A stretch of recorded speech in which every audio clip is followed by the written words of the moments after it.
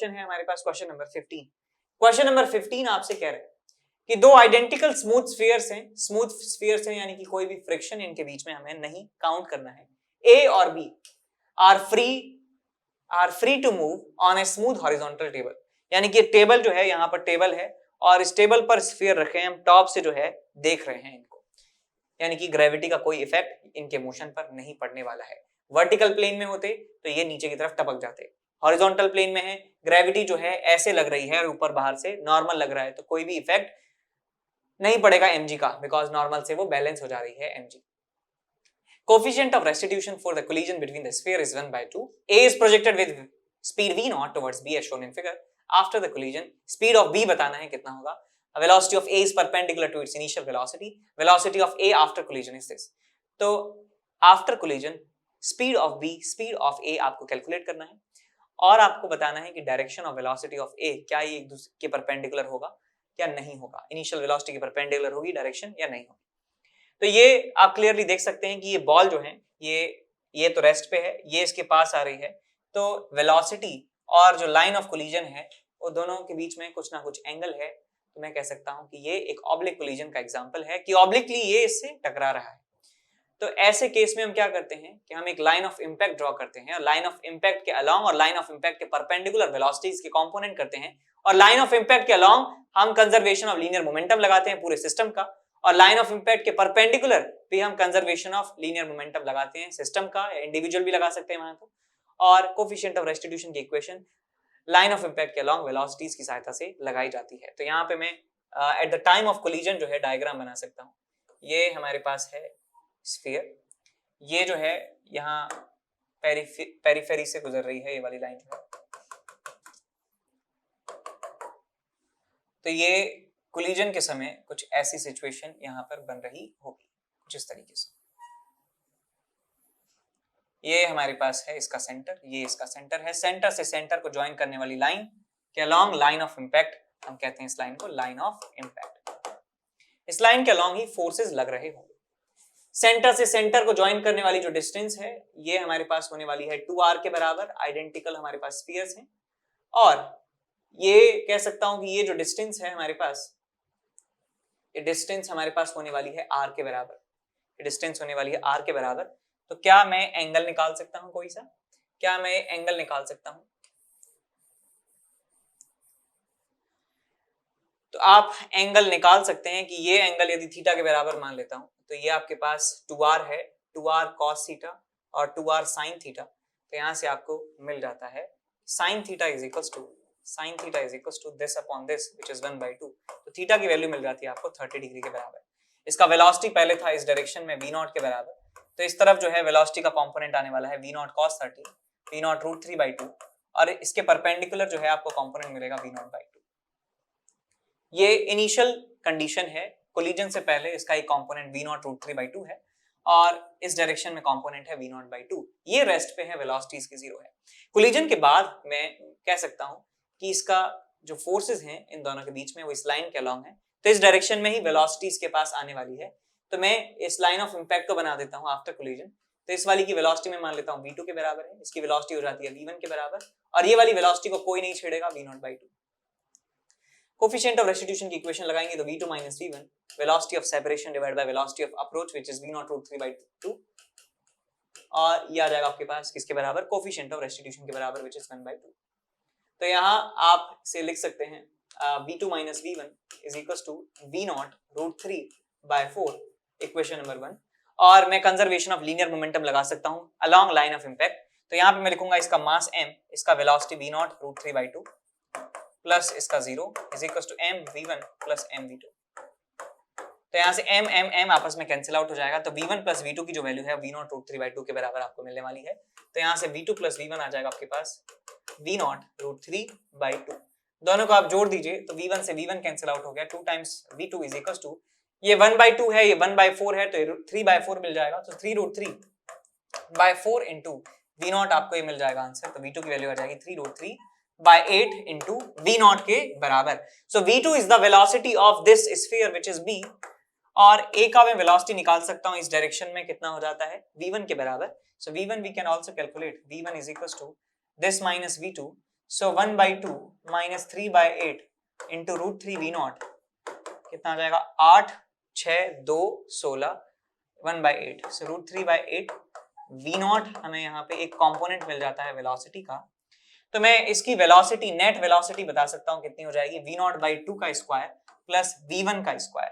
तो यहाँ से मैं नेट वेलोसिटी आफ्टर कोलिजन 1 की बता सकता हूँ 1/4 प्लस इसका स्क्वायर कितना आ जाएगा 3/64 तो इसको आप 16 से जोड़ दी मल्टीप्लाई कर दीजिए 64 बन जाएगा। सो इट्स 19/64 या √19/8 V0 में से लिख सकता हूँ। तब आंसर मिला ये कौन कौन से आंसर होंगे। अच्छा इसका जो वेलोसिटी का डायरेक्शन है वो होने वाला है कुछ इस तरीके से इसकी वेलोसिटी का डायरेक्शन होगा। ओके तो पहले वेलोसिटी हॉरिजॉन्टल में थी, अब वेलोसिटी जो है हॉरिजॉन्टल से कुछ और एंगल बना रही है, तो मतलब परपेंडिकुलर अपनी इनिशियल डायरेक्शन के नहीं है। तो तीसरे ऑप्शन में जो कहा गया था वो गलत है। बी की जो वेलोसिटी है √3V0/4 चेक करिए स्पीड ऑफ v इज √3/8 तो ये बी ऑप्शन सही है। ए ऑप्शन कहें √19/8 ठीक दिया है। सो बी और डी हमारे आंसर जो है यहाँ पे होने वाले हैं बी और डी। प्राइसेस बच्चों हाइक होने वाले हैं फिर से 1 अक्टूबर से प्राइसेस बढ़ जाएंगे, अप्रोक्सीमेटली 10 to 12% प्राइसेस बढ़ जाएंगे। यानी कि अगर आप इनको सब्सक्रिप्शन के हिसाब से देखो, अगर 24 मंथ का सब्सक्रिप्शन आपको अब 56,000 में मिल रहा है तो प्राइस हाइक होने के बाद वो आपको 62,000 के आसपास मिलेगा। ठीक है ना, ऐसे और भी है। तो जितना जल्दी हो सके आप यहाँ पे सब्सक्रिप्शन लेना है तो डिसीजन बहुत जल्दी लीजिए, बहुत जल्दी ये हाइक होने वाले हैं। ठीक है बच्चों, अब अनअकैडमी ने इतना बेहतरीन रिजल्ट दिया है बच्चों, बहुत सारे लोगों का कंफ्यूजन दूर हो गया कि भाई ऑनलाइन एजुकेशन, ऑनलाइन कोचिंग और ऑफलाइन कोचिंग में कहीं ऑफलाइन बेटर तो नहीं है। तो बच्चों ये प्रूव हो चुका है, ऑल इंडिया रैंक अनअकैडमी से ऑल इंडिया रैंक 1 आई है। तो ये इस चीज का प्रूफ है कि आप ऑनलाइन कोचिंग पे 100% फुल ट्रस्ट कर सकते हो, और इस टाइम ऑफलाइन से मेरे हिसाब से कोई भी टीचर या कोई भी चीज एक बेटर एफिशिएंसी के साथ उस पर पढ़ा सकता है। तो बच्चों इस पे ट्रस्ट रखिए, as soon as possible Unacademy का सब्सक्रिप्शन लीजिए। ठीक है ना, आपको ये ऑफलाइन से बेटर ही प्रूव होगा। ठीक है बच्चों, चलिए यहीं पे मैं आपसे विदा लेता हूं। Thank you, bye bye. अब चलते हैं अगले सवाल की तरफ। अगला सवाल हमारे पास है कुछ इस तरीके से। ये सवाल जो है अच्छे लगते हैं मुझे, बिकॉज जैसे मीन पोजीशन x = 0 के लिए हम जानते हैं इक्वेशन SHM की होती है x = a sin ωt + phi। लेकिन जब मीन पोजीशन x = 0 पे नहीं होती है तो वहां पे हमें शिफ्टेड मीन पोजीशन के लिए इक्वेशन लिखना होता है। तो वो आती है x - x0 = a sin ωt + phi के बराबर।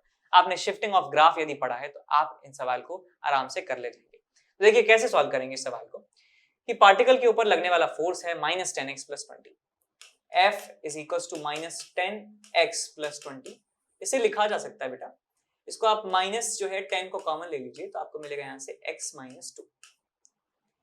तो इसका मतलब ये x = 2 पोजीशन जो है उसके अबाउट SHM कर रहा है, फोर्स जो है वो x के प्रोपोर्शनल है।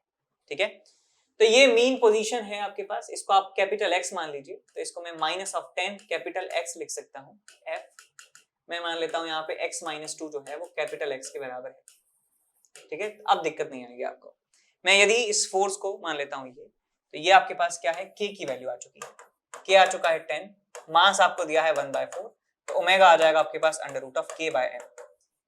So it's 10/1/4। तो ये आपको मिल जाता है बेटा। तो यहां से 10 कॉमन लिया था मैंने, और 2.5 को 5/2 लिखना था मुझे, सिर्फ 5/2 लिखना था। So it's 5/2। सो 5 से 2 4 आपको मिलता है 2 रेडियन पर सेकंड आपको एंगुलर फ्रीक्वेंसी मिल जाती है। तो इन चारों ऑप्शंस में से देख सकते हैं सब में ही ओमेगा की जो वैल्यू है 2 के बराबर दी हुई है। तो इसका मतलब चारों में से कोई भी सही हो सकता है, या कुछ मतलब एक से ज्यादा भी सही हो सकते हैं। अब हमें इक्वेशन लिखनी है, तो मैं लिख सकता हूं capital X = a sin 2t + 5। अब यहां पे मैं कह सकता हूं कि t बराबर 0 पर जो है वो x की वैल्यू 4 के बराबर है। x की वैल्यू 4 के बराबर है t = 0 पर। तो यहाँ पे वैल्यू पुट करिए, x की वैल्यू 4 है, इसका मतलब कैपिटल X की वैल्यू आ जाएगी 2 के बराबर, = a की वैल्यू पता नहीं, sign of 2 × 0 + 5, 2 × 0 + 5।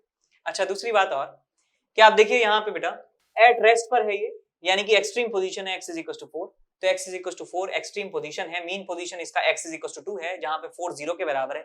x = 2 mean position है और x = 4 पे रेस्ट पे आ चुका है। सो x = 4 माइनस x = 2 कितना हुआ 2, इसका मतलब 2 मीटर सेंटीमीटर जो भी है इसका एम्पलीट्यूड है, तो ये आ जाता है आपके पास 2 के बराबर। तो साइन ऑफ फाई जो है आपको मिल जाता है 1 के बराबर, तो फाई की वैल्यू मैं लिख सकता हूं π/2 के बराबर आपको मिल जाएगी। फाई की वैल्यू मिल जाएगी आपको π/2 के बराबर। अच्छा, तो मैं यहां से इक्वेशन लिख सकता हूं x = capital X which is x - 2 is equals to a sin omega t plus π/2। अब या तो मैं इसको एज इट इज लिख सकता हूं, इसको 2 को इधर ले जाइए तो 2 प्लस बन जाएगा ये, और मैं चाहे तो इसको cos में लिख सकता हूं, तो x की वैल्यू आप ये भी लिख सकते हैं 2 + 2 cos 2t के बराबर। तो दोनों ऑप्शन जो हैं आप इन्हें टिक कर सकते हैं। ऑप्शन हमारे पास 2 + 2 cos 2t ए ऑप्शन आ जाएगा, और जो लास्ट में डी ऑप्शन है वो भी सेम आपको दिया हुआ है। सो ए और डी ऑप्शन जो है इसे आप चेक कर सकते हैं। आप चाहें तो एक काम और कर सकते थे, यदि आपको मीन पोजीशन यहां से पता चल गई, मीन पोजीशन आप ऐसे भी देख सकते हैं कि फोर्स कहां पर 0 हो रहा है। मीन पोजीशन इक्विलिब्रियम पोजीशन पर फोर्स 0 हो जाता है, हम जानते हैं एक्सेलरेशन 0 हो जाता है। तो यहाँ पे मीन पोजीशन पता चल गई, यहाँ पे एक्सट्रीम पोजीशन पता चल गई, एम्पलीट्यूड पता चल गया, तो यहाँ पे आप ऑप्शन भी मिला सकते हैं कि यार ये हो रहा है कि नहीं सही, t = 0 पर वेलोसिटी 0 आ रही है नहीं, और t = 0 पर डिस्प्लेसमेंट x = 4 आ रहा है या नहीं। तो आप ऑप्शन से भी चेक कर सकते हैं, आप ऐसे भी निकाल सकते हैं, कोई दिक्कत की बात नहीं है। ये वाली चीज जो है आप जरूर याद रखें, जब भी आपके पास ऐसा फोर्स दिया है तो इसका मतलब मीन पोजीशन जो है वो x = 0 नहीं है बल्कि कुछ अलग है। अगला सवाल हमारे पास है वो पैराग्राफ है। पैराग्राफ कहता है कि region in space contains a total positive charge q that is distributed spherically such that the volume charge density is given by this rho as a function of r is equals to alpha for r less than r/2 and rho as a function of r is equals to 2 alpha 1 minus r by r for r greater than r/2 and less than r, and this is zero density for r greater than r।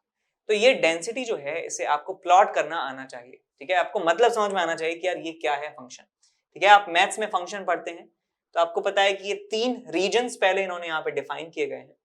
एक है हमारे पास r/2 से छोटा, एक r/2 और r के बीच में, और एक r से ज्यादा। तो एक 3 लेयर्स आप पहले बनाइए। एक लेयर हमारे पास है ये, एक लेयर है हमारे पास ये सेंटर से r/2 डिस्टेंस पर, दूसरी लेयर है हमारे पास ये सेंटर से जो r डिस्टेंस पर है, सेंटर से जो r डिस्टेंस पर है, ये हमारी दूसरी लेयर हो जाती है। तो कहा गया है बेटा कि जो r/2 से नीचे का जो अंदर का एरिया है, यानी कि ये वाला जो पार्ट है, यहाँ पे जो चार्ज डेंसिटी है वो अल्फा के बराबर है, चार्ज डेंसिटी जो है वो अल्फा के बराबर है। और कहा है कि जो रीजन है r/2 से r के बीच में, यानी कि ये वाला रीजन, यहाँ पे जो डेंसिटी है वो r के साथ वेरी करती है। यहाँ पे जो डेंसिटी बताई गई है rho as a function of r is equal to 2 alpha 1 minus r upon capital R, यही है r अपॉन R। और कहा गया है कि इसके बाद कोई भी चार्ज प्रेजेंट नहीं है, डेंसिटी 0 के बराबर है। इसका मतलब ये जो है पार्ट खाली है, इसके बाहर कोई चार्ज नहीं है।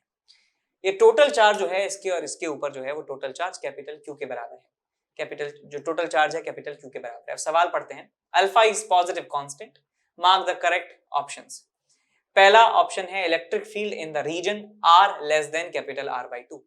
तो इस अंदर वाले रीजन में कितना इलेक्ट्रिक फील्ड होगा ये हमें कैलकुलेट करना है। दूसरा, electric field inside the entire spherical volume is linearly dependent on R, ये भी चेक करना है।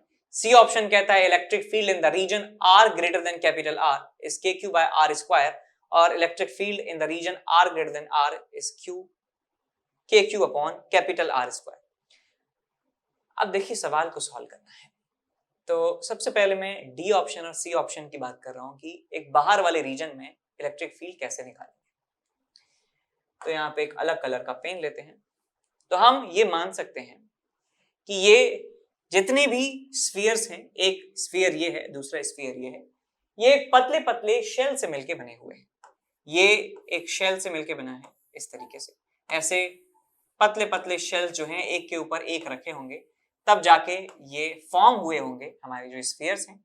सिमिलरली इसके साथ, सिमिलरली इसके साथ, इस तरीके से ये छोटे छोटे शेल से मिलकर, पतले पतले शेल से मिलकर ये जो पूरा हमारे पास चार्ज का डिस्ट्रीब्यूशन है ये बना है। और मैं कह सकता हूं कि हर एक शेल पर जो चार्ज डेंसिटी है वो यूनिफॉर्म है, बिकॉज ये स्मॉल r के लिए वेरी करता है। तो किसी भी वैल्यू ऑफ स्मॉल r के लिए ये जो हमारे पास वैल्यू है डेंसिटी की, एक कांस्टेंट है। तो हमने शेल थ्योरम पढ़ी है, यदि हमारे पास एक यूनिफॉर्मली चार्ज स्फेरिकल शेल है तो उसके अंदर किसी भी पॉइंट पर इलेक्ट्रिक फील्ड 0 होता है और बाहर किसी पॉइंट पर इलेक्ट्रिक फील्ड निकालने के लिए उस शेल को माना जा सकता है एक point charge placed at there centre. तो मैं किसी भी बाहर किसी पॉइंट पर जहां पे स्मॉल r की वैल्यू कैपिटल R से ज्यादा है, मैं इस शेल को इसके सेंटर पे पॉइंट चार्ज की तरह मान सकता हूं। इस शेल को इसके सेंटर पे रखा हुआ मान सकता हूं, इस शेल को यहां पे मान सकता हूं, यहाँ इसको यहाँ पे, इसको यहाँ पे, इसको यहाँ पे, इसको यहाँ पे, इसको यहाँ पे, इसको यहाँ पे, सारे के सारे जो शेल्स हैं 5 लाख 10 लाख जो भी शेल्स बन रहे हैं इनके बीच में, उनको मैं सेंटर पर पॉइंट चार्ज की तरह ट्रीट कर सकता हूं। तो मैं कह सकता हूं कि ये जो पूरा सिस्टम है बाहर के पोजीशंस के लिए, आउटसाइड पॉइंट्स के लिए, ये एक पॉइंट चार्ज की तरह बिहेव कर रहा है जिसका टोटल चार्ज है कैपिटल Q के बराबर।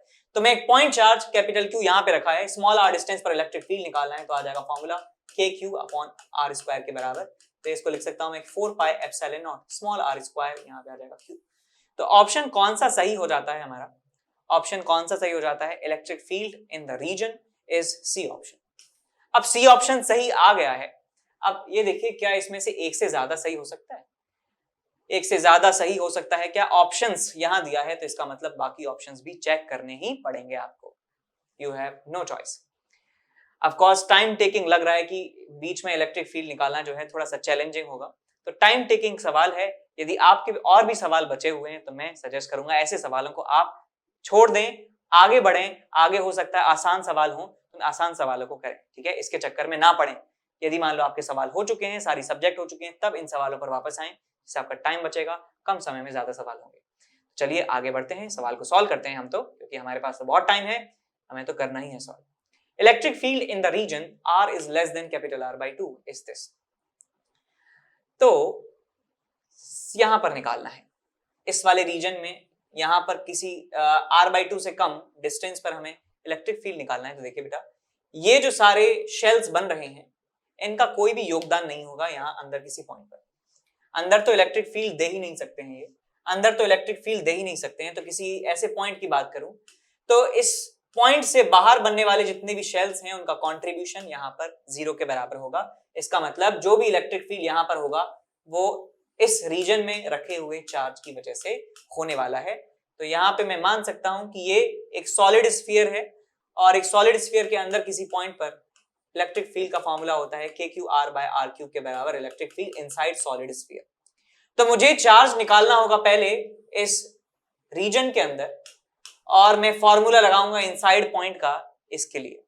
तो अंदर वाले रीजन में चार्ज निकालने के लिए मुझे क्या करना होगा? पहले तो इसका चार्ज निकालना होगा, इसका चार्ज निकालना होगा और दोनों का चार्ज Q0 के बराबर रखना होगा, तब जाके मुझे चार्ज इसका पता चलेगा कि इसके अंदर कितना चार्ज है। तो चलिए चार्ज निकालते हैं पूरे सिस्टम का, कितना कितना चार्ज है। तो आप निकाल सकते हैं आसानी से कि मैं यहाँ पे लिखूंगा अल्फा इंटू 4/3 पाई R क्यूब। ये हमारे पास है चार्ज उस सॉलिड स्फीयर के अंदर, ठीक है? अच्छा, ये चार्ज मिल गया। अल्फा इंटू 4/3 पाई R क्यूब। अच्छा, यहाँ पे अल्फा आ रहा है ना, यहाँ पे अल्फा लेकिन नहीं आ रहा है, क्यू की टर्म्स में आंसर दिया है।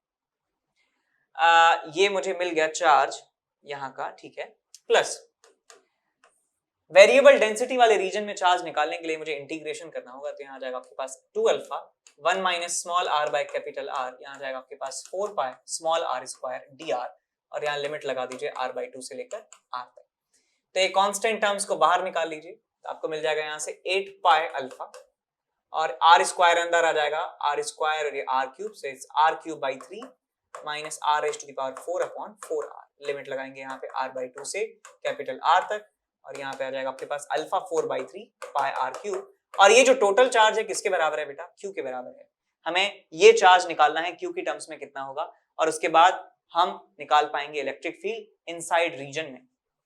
सॉल्व करिए इसको।